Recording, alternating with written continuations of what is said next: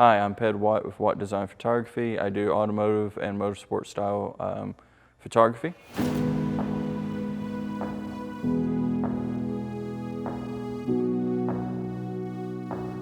I've been doing photography about 14 years. The first 11 years I did motorsports, action, so forth. Got tired of cars trying to run me over, so about 3 years ago I switched to static and feature style photography, where I have absolute control of what the car is doing, when it's doing it, and if it is trying to run me over, it's kind of part of the plan. Shooting motorsports, I have a collection of car parts on a shelf at home of the parts that hit me. So the closest I've ever been is I had a drag car hit the wall about 2 feet from me. I have its turbo housing at home.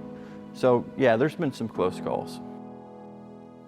I like telling the story and the design narrative of the car.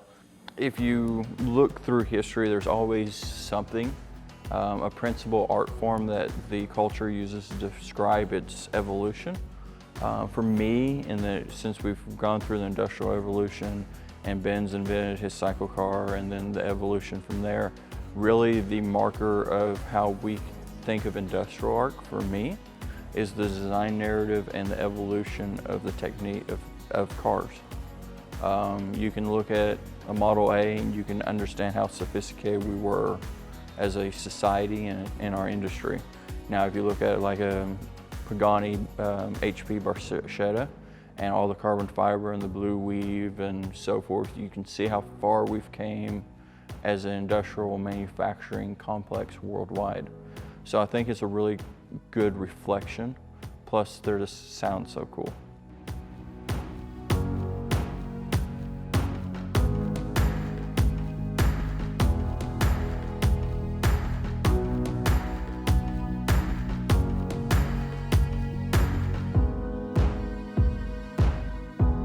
So this car is an 81 911. For me, when I started shooting motorsports in general, I'd just gotten married. I couldn't afford a sports car. I couldn't really afford a car the way I wanted to own a toy.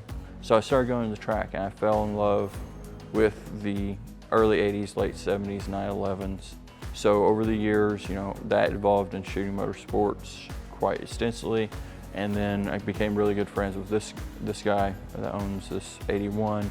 At the time when I met him, he was running it as a PCA race car.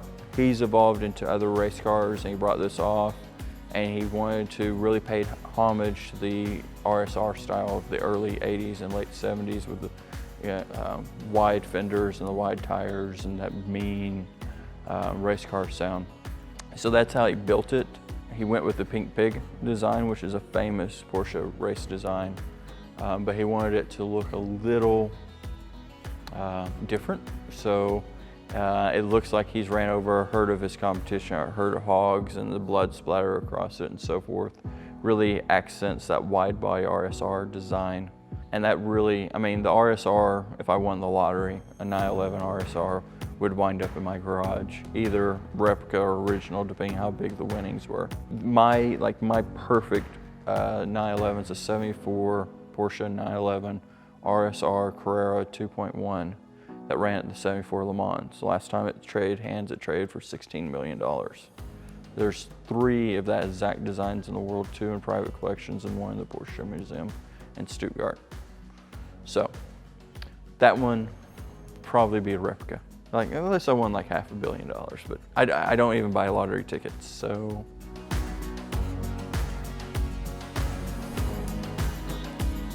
So for me, like I mentioned earlier, it's the design narrative of the car. But the gentleman that designed the R35 GTR gave a design presentation, and his argument was at any angle of the car, you should be able to draw it with 3 lines. If it's more complicated than that, you've lost your vision, you've lost your way.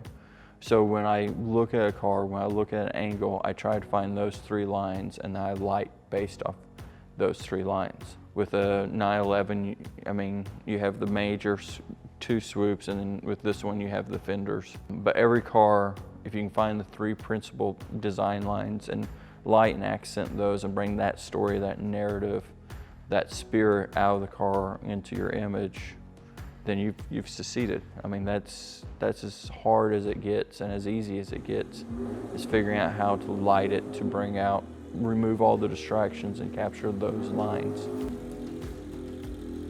So every car, and when I say every car, I mean every car on the planet, you can take 2 Ford GT 500s, exact same color that came off the assembly line back to back. The paint lays different, the gloss lays different, the wax or ceramic coating lays different. If they've got clear balls on them, that lays different. Every car on the planet, no matter how identical, when you put light on it, it reflects, it responds differently. It's almost fluid, if you will. So if all you're doing is strobing, or all you're doing is light painting, or all you're doing is ambient light, you're losing the opportunity to manipulate that paint or that wrap or that clear coat or whatever to the maximum to highlight a certain line. So in a normal shoot, depending on the location, the final goal for the images, you will see me light paint, you'll see me do multiple strobe stacking. You'll do a whole bunch of different techniques based on the line, the way the light's reacting to the car itself. So yeah, sometimes I get, like light chaser, I prefer to go by that instead of an automotive photographer or something of those sorts.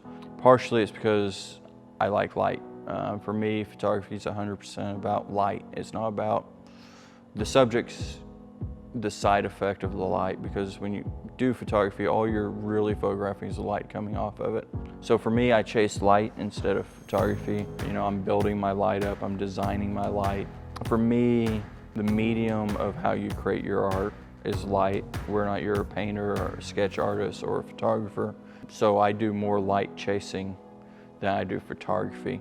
A lot of times I'll introduce myself to other photographers and other people as a light chaser instead of an automotive photographer. Now when I deal with a client or a potential client, obviously I introduce myself as an automotive photographer, because they'll look at you like you've lost your mind if you do light chaser. I'm working on changing that, but we'll get them there. I'm Ped Watt of Watt Design Photography, and I'm a light chaser.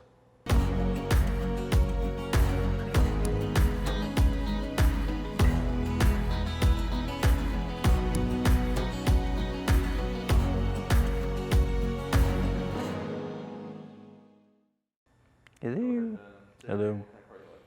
Hello. Ped Watt Pagani. The shortest sentence ever. Well, you said say your name and what kind. More detail on it, but I guess that's. Oh my God, this is gonna be one of these. Don't pay attention to that. Hi. Okay, starting over.